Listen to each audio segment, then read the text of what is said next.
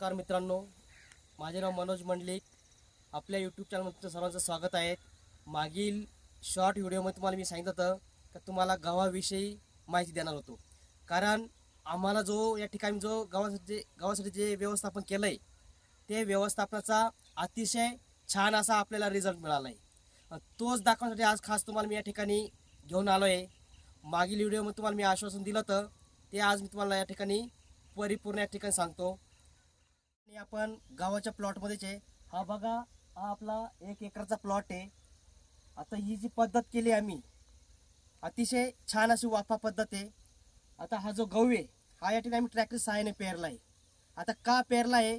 कारण पेरल्यानंतर जो दाणा असतो तो विशिष्ट टप्प्याटप्प्याने या ठिकाणी पडत असतो. आणि तो पडल्यानंतर काय होतं माहिती आहे का, सर्वात जास्त म्हणजे गव्हाचं जे बूड आहे, ज्याला जो फुटवा आहे तो या ठिकाणी उत्तमरित्या होत असतो. आता आपण जर जसं बघितलं, पंजाबला गव्हाचं कोटर असे म्हणतात. आता का? कारण सर्वात जास्त त्या ठिकाणी गहू हा उत्पन्न जास्त वाढत असतं. आता त्यांचं जे गहू करण्याची सिस्टीम आहे तशी त्याच धर्तीवर आपण या ठिकाणी गहू केलेला आहे. वाफा पद्धत केली आहे, म्हणजे भरण्याच्या दृष्टीने अधिक या ठिकाणी सोपं आहे. आणि तुम्ही बघू शकता पूर्ण प्लॉट या ठिकाणी पूर्ण एक सारखा आहे. म्हणजे जी उगवण क्षमता आहे पेरल्यामुळे ती या ठिकाणी सर्व समान आहे. म्हणजे मागं पुढं अजिबात तुम्हाला दिसत नाही. बघा, आता तुम्हाला जर विशिष्टपणे सांगायचं ठरलं तर आम्ही या ठिकाणी प्रॉपर असं नियोजन केलं आहे. कमी खर्चात जास्त उत्पादन कसं मिळेल, कमी या एकरामध्ये कधीच्या अधिकाधिक उत्पादन कसं मिळेल त्याचं आम्ही सर्वात पहिले नियोजन केलं आहे. म्हणजे तुम्हाला कोणतंही पीक घ्यायचं असेल तर उत्तमरित्या नियोजन असणं फार गरजेचं आहे. त्यानंतर 15 दिवसांनी आम्हाला या ठिकाणी गावामध्ये तण दिसायला लागलं.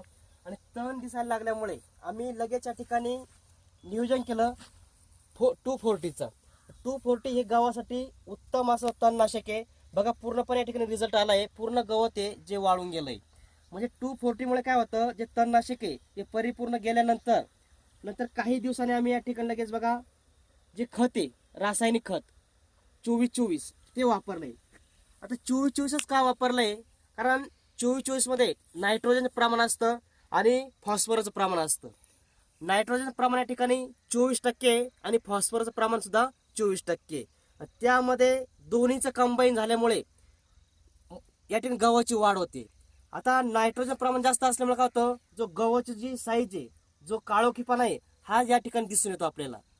आणि सर्वात महत्त्वाचं म्हणजे यामध्ये तुम्हाला जर वाटलं काही दिवसानंतर तुम्ही नॅनो युरिया वापरू शकतात इफको कंपनीचा. त्यामध्ये झिंक जर घेतलं तर झिंकचा अजून या ठिकाणी चांगला आपल्याला फायदा होतो. आता झिंकचाच का फायदा होतो? कारण झिंक जे असतं ते पूर्ण या ठिकाणी मुळापर्यंत जातं आणि मुळापर्यंत गेल्यानंतर ते मुळांच्या ठिकाणी हळूहळू काय ग्रोथ होते आणि पूर्ण गहू या ठिकाणी आपल्याला काळोखीला आलेला दिसतो. म्हणजे तुमचं या ठिकाणी जर व्यवस्थापन चांगलं असेल, एक तर रासायनिक खत वापरा, त्याच्यानंतर तुम्ही या ठिकाणी स्प्रे घेऊ शकता. म्हणजे जेणेकरून गावावर कुठल्याही प्रकार थ्रिप्स असणार नाही. कारण जे आत्ताचं जे वातावरण आहे ते आता या ठिकाणी पूर्ण ढगाळ वातावरण आहे. आणि ढगाळ वातावरणामध्ये काय आहे, गावावरती थोडं या ठिकाणी बारीक जो स्पॉट आहे, जे थ्रिप्स आहे ते आपल्या या ठिकाणी दिसून येतात. जर तुम्ही गावावर थ्रिप्स दिसल्या तुम्ही जर स्प्रे घेतला तर लगेच काय आहे, पूर्ण या ठिकाणी जे थ्रिप्स आहे परिपूर्ण या ठिकाणी नाहीसे होतात आणि गव्हाची जी काळोखी आहे, जी वाढ आहे ती अधिक जोमान या ठिकाणी होते. तेच प्रॉपर नियोजन आम्ही केलं आहे. त्याच्यामुळे तुम्ही बघू शकता पूर्ण या ठिकाणी गव्हाला क्वालिटी आली आहे, पूर्ण काळोखीपणा आहे आणि जी ऊर्जा आहे ती फार काळ या ठिकाणी टिकते. म्हणजे खताचं व्यवस्थापन आपण चांगल्या पद्धतीने केलं, कोणतंही खत वापरायचं नाही. आज बाजारामध्ये अनेक प्रकारचे रासायनिक खतं आहे. प्रॉपर गायडन्स घ्या.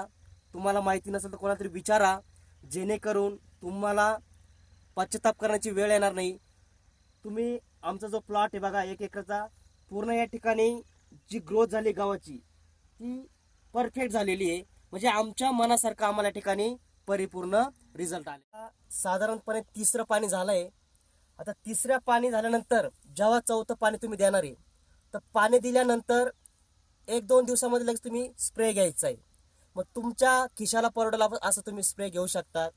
मग त्यामध्ये कराटे घेऊ शकतात, कोणताही कीटकनाशक चालेल. मग अँट्राकॉल घ्या, कॉम्बी प्लस घ्या, Z78 घ्या, कोणतंही, आणि त्यात एखादं पोषक टाकून द्या.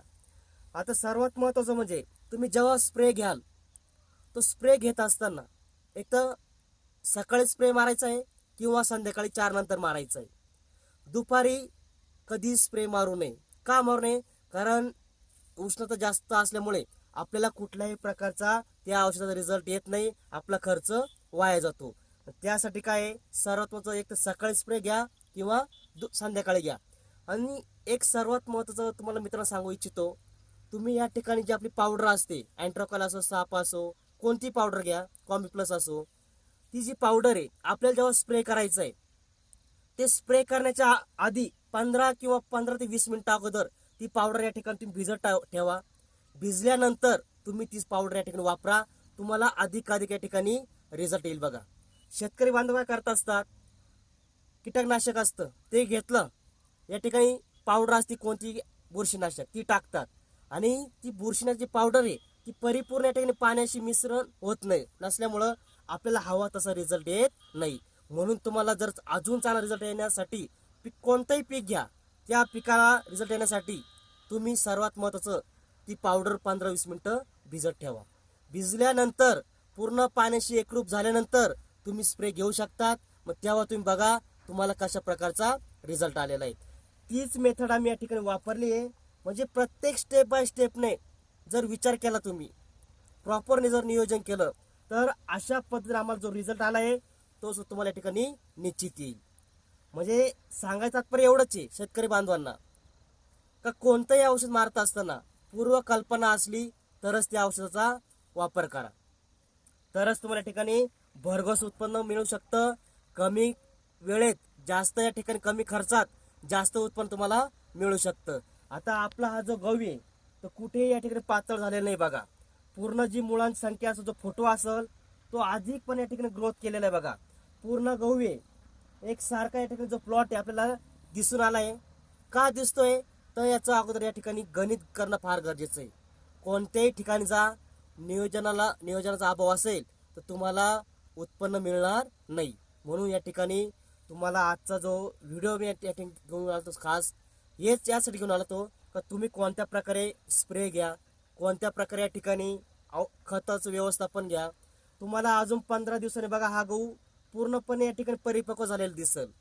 म्हणजे वेळेत पाणी, वेळेत औषध आणि वेळेत या ठिकाणी जर खत व्यवस्थापन केलं तर तुमचं उत्पादन या ठिकाणी भरघोसपणे होऊ शकतं. तर तुम्हाला 15 दिवसांनी मी नक्कीच व्हिडिओ दाखवेल.